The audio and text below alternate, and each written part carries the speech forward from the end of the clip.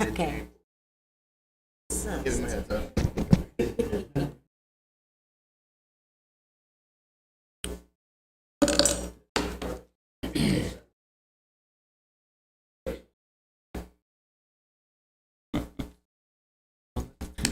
City attorney here, can we wait on?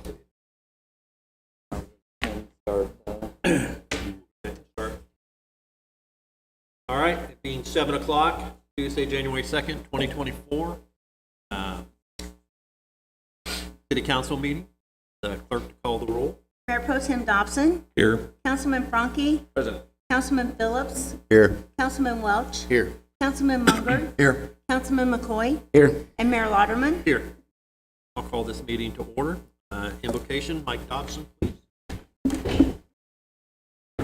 Glorious God, you promised to open our doors of blessing and abundance for your people. We ask that you work mightily in us tonight. Come upon us and cause us to have a productive meeting. Lead each one of us so that we can make fruitful contributions at this time. Enable us to think and strategize in ways that will achieve great results. Purify our thoughts and motives so that each one of us will enter into this meeting desiring the good of others and the pleasure of your name. Amen. Councilman Welch.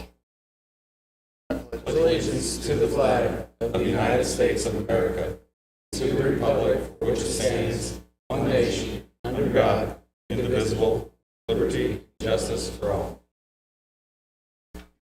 I need a motion for approval of the agenda. So move. Second.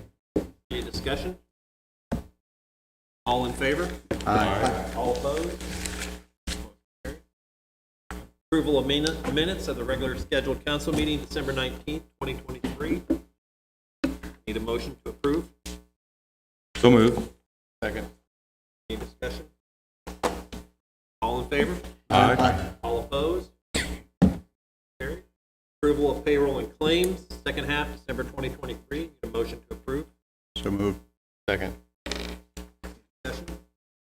All in favor? Aye. Opposed? Motion carried. Do we have any public? Mike Dobson, Mayor Pro Tem. What do you got? I had in mind, after, looking at the hospital and sitting on the, in the mayor's seat for 6 months and on the building commission, that we need to be maybe more proactive and reactive in our dealings with, abandoned structures. And kind of two ways to look at it. You've got your bigger buildings, your commercial spaces, the old hospital's right up there. Also, looking at, churches, you can see, a couple of those are abandoned around town. And, looking at those, many of those, when they build initially, they'll come to the council and, ask for tax increment financing or reductions in their building permit fees or other concessions from the city and to be enabled to, build here. I certainly don't want to be a roadblock to, businesses coming to town, but we need to, initiate some responsibility in the buildings that are being built here, especially those of larger square feet. Now, what I'm asking tonight is, for a consensus here to ask our, counselor to explore possibilities within, the rights of the law in the state of Missouri. My idea was that, with those fees and the ask for reduction of fees could be tied to some kind of a covenant that would make them and their successors responsible for that building for a length of time, arbitrarily, like 75 years.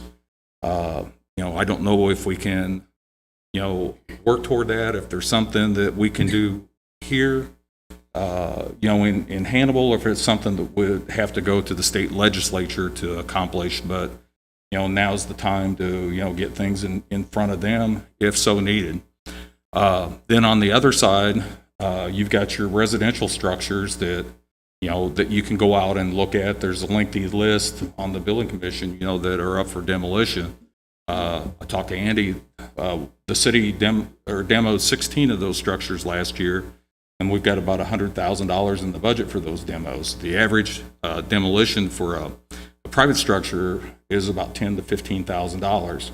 Now, those do vary, based on if they find asbestos in it, those have to be abated and so forth, so on. Just thinking about ways to make people responsible for those structures is that if you think about it, every year where you go to renew your license for your car, you have to show proof that you paid your personal property tax.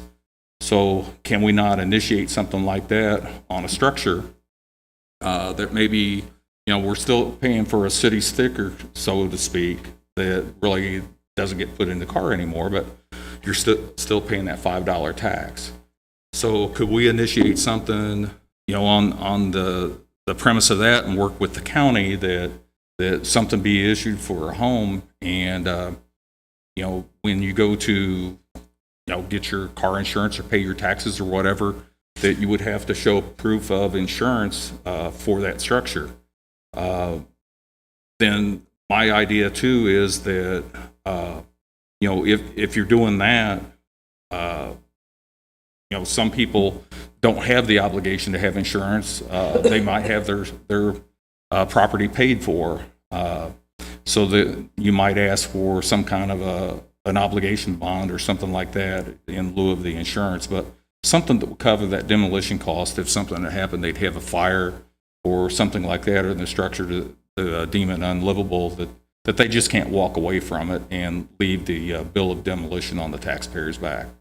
So I just want a consensus of the council to ask our city attorney to look into, what could be done along those lines. Ideas, thoughts? Something does come to mind on my term, mandatory insurance. Mm-hmm.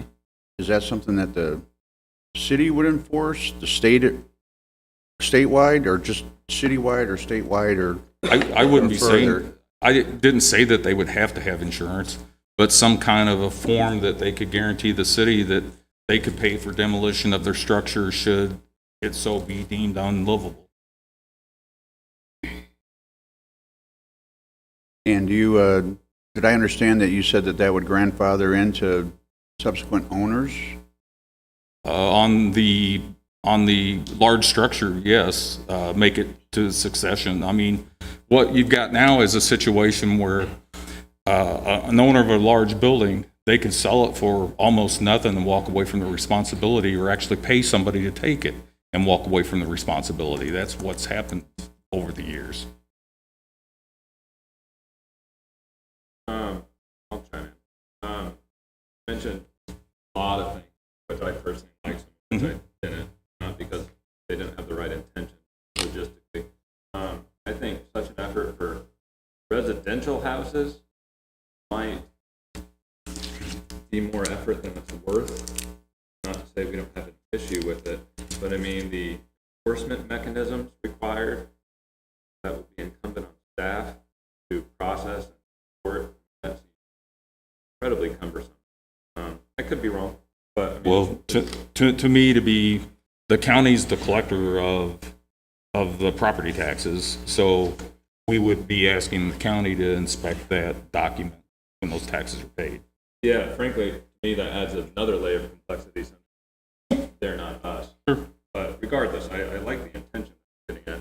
But you said something earlier that I genuinely think is good all around, is whenever we offer some sort of deal, that it comes with sort of, not necessarily a clawback covenant, but sort of protection long term. It's not going to help us with St. Elizabeth or the No. big hospital, but it protects us. But some council 50 years down the road might thank us, like, I'd like to look back 50 years and wish that somebody thought of that then. Never opposed to increased learning. Well, I will say, James, that's actually something you've looked into. Or isn't it? Well, I'm actually after the bigger fish, but, you know, if we're looking at the big fish, we might as well look at the small fish.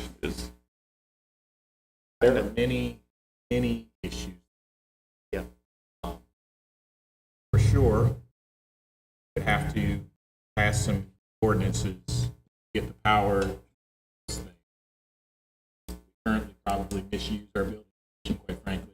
Don't use it in the manner that it was designed, nor the way that they're legally authorized. Right. Which is problematic.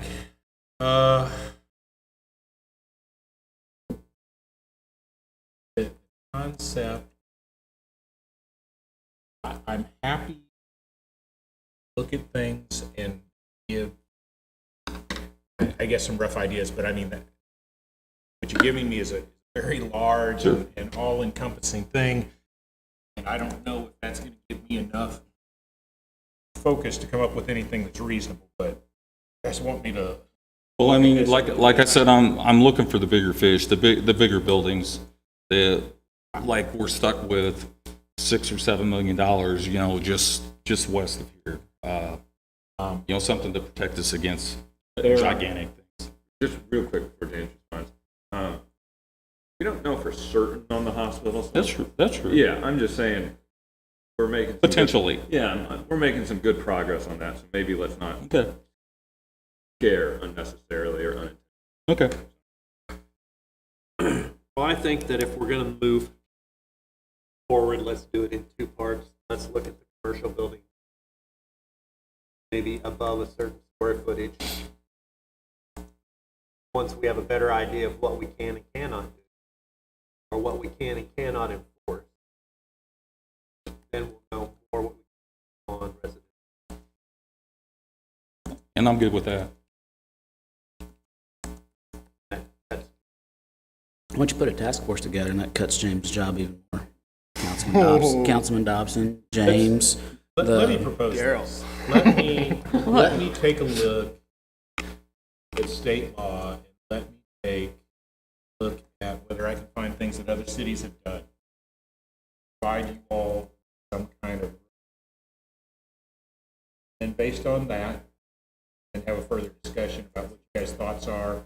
I understand generally what the mayor pro tem is talking about. Like I say, it's a little loosey-goosey. That was when I was acting all uncomfortable. I'm like, I don't think I can necessarily just come up with ordinances. If I start doing that, somebody's going to go, well, that's not what we have. Well, that's not what we have in mind. So I think probably our first step ought to be, let me take a look to see what's within our statutory.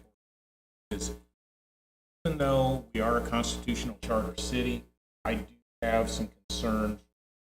My biggest concern is going to be that area of first condemnation. That if you start telling people you must do this and you must do this and you must do this, are we interfering with property rights to a level that exceeds our normal power? And that's why I probably ought to see any other communities have done anything similar.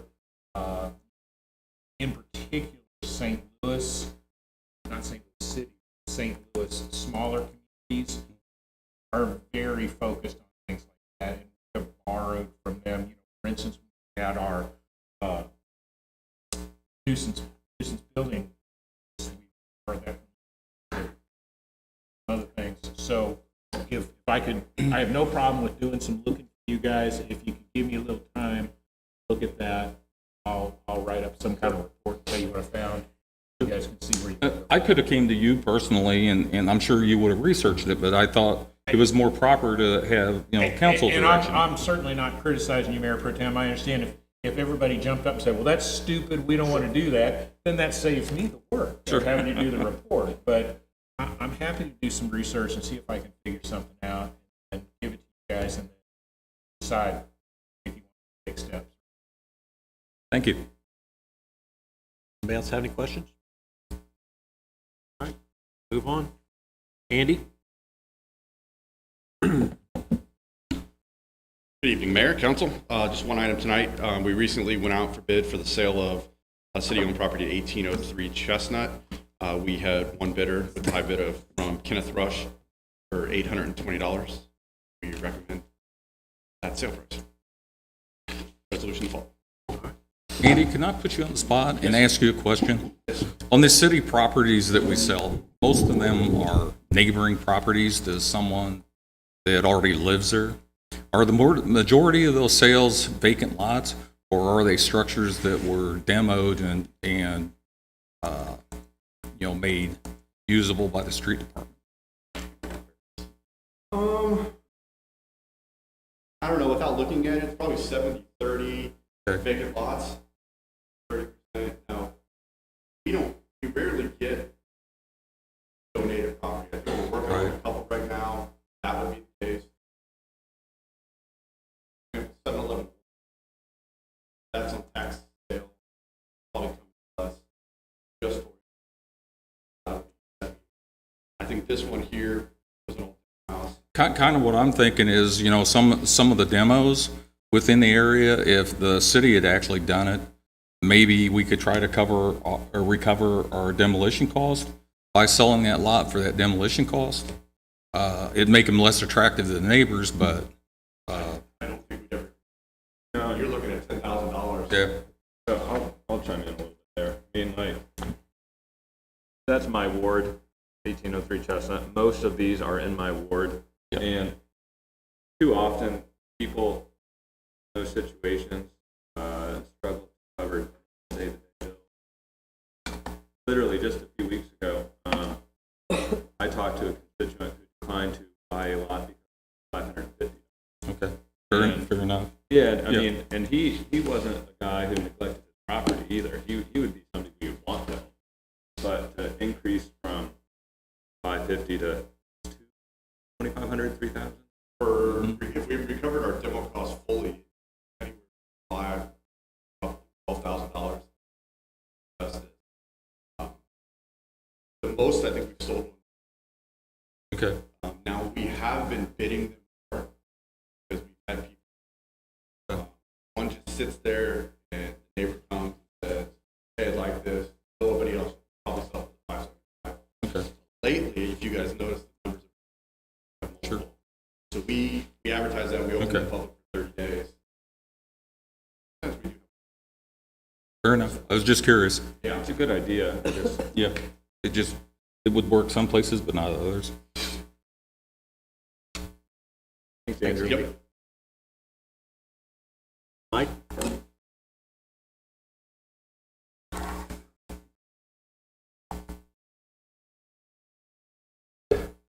No objections to section 32, high-density residential. This is just picking up some language. Set.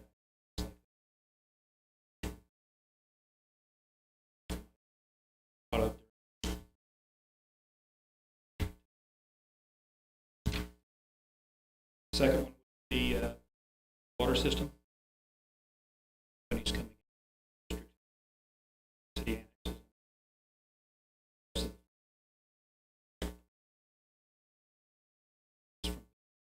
Hearing.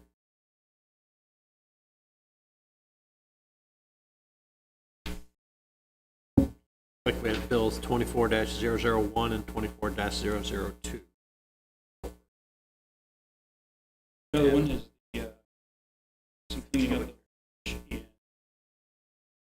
section 7, basically. The A and B zone, single family, multifamily. One of the changes is some change was the minimum condition was 3,000. Duplex has to have 800 square foot per side. Change. And lastly, is any substantial 50% of effect. 50% changes. And we need to set a public hearing for that. Make a motion to set the public hearing for January 16th at 6:30 p.m. Second. Any discussion? All in favor? Aye. Aye. Opposed? And last one is changes to code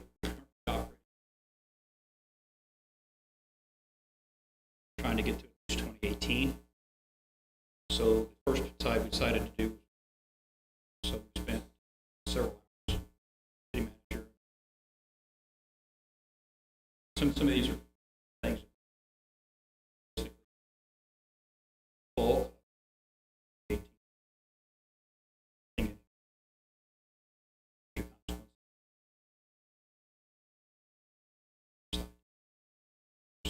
Several changes.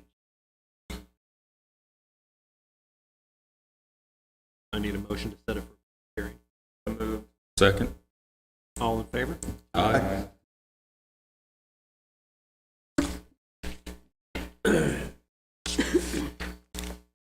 All right, then we have bill number 23-037. I need a motion to give this a second final reading. So move. Second. Discussion? All in favor? Aye. Opposed? Bill number 23-037, an ordinance revising Chapter 2, Administration, Article 3, City Council Division 2, Rules and Order of Business by adding a new section 2-185, voting by the mayor. Mayor Pro Tem Dobson, Yes. Councilman Franke, Yes. Councilman Phillips, Yes. Councilman Welch, Yes. Councilman Munger, Yes. Councilman McCoy, Yes. and Mayor Lauderman. Yes. I declare bill number 23-037 duly approved and adopted on this day. Now we have bill number 23-038. Need a motion to have this read for second and final reading. Motion. Second. Second. Any discussion? All in favor? Aye. Opposed? Bill number 23-038, an ordinance of the City of Hannibal providing for a member who leaves the service of the city to serve in the armed services of the United States or any qualifying military deployment to make up contributions following plan requirements herein. Second and final reading. Mayor Pro Tem Dobson, Yes. Councilman Franke, Yes. Councilman Phillips, Yes. Councilman Welch, Yes. Councilman Munger, Yes. Councilman McCoy, Yes. and Mayor Lauderman. Yes. I declare bill number 23-038 duly approved and adopted on this day. Now we have bill number 24-001. Need a motion to have this, give this a first reading. So move. Second. Any discussion? All in favor? Aye. Opposed? Bill number 24-001, an ordinance amending Chapter 29, Subdivision Article 3, Design and Development Standards of the revised ordinance of the City of Hannibal regarding Section 29-115 Water System. First reading. Then we have bill number 24-002. Need a motion to have this read for first reading. So move. Second. Any discussion? All in favor? Aye. Opposed? Bill number 24-002, an ordinance amending Chapter 32 of the revised ordinances of the City of Hannibal regarding the PDR zoning district to clarify certain provisions and requirements. First reading.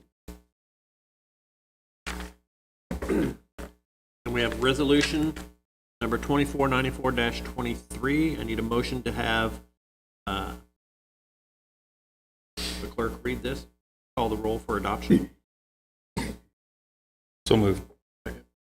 Any discussion? All in favor? Aye. Opposed? Resolution number 2494-23, a resolution of the City of Hannibal authorizing the mayor to execute a special warranty deed to Kenneth Rush for the sale of city-owned property located at 1803 Chestnut in the amount of $820. Mayor Pro Tem Dobson, Yes. Councilman Franke, Yes. Councilman Phillips, Yes. Councilman Welch, Yes. Councilman Munger, Yes. Councilman McCoy, Yes. and Mayor Lauderman. Yes. I declare resolution number 2494-23 duly approved and adopted.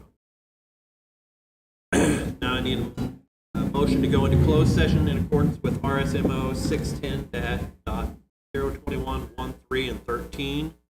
I need a motion to enter closed session with admitting myself, City council members, city attorney James Lemon, city manager Lisa Peck, city clerk Melissa Ogdell, director of central services Andy Dorian, police chief Jacob Knock. So moved. All in favor? Aye. Opposed? Mayor Pro Tem Dobson, Yes. Councilman Frankie, Yes. Councilman Phillips, Yes. Councilman Welch, Yes. Councilman Munger, Yes. Councilman McCoy, Yes. and Mayor Lagerman. Yes.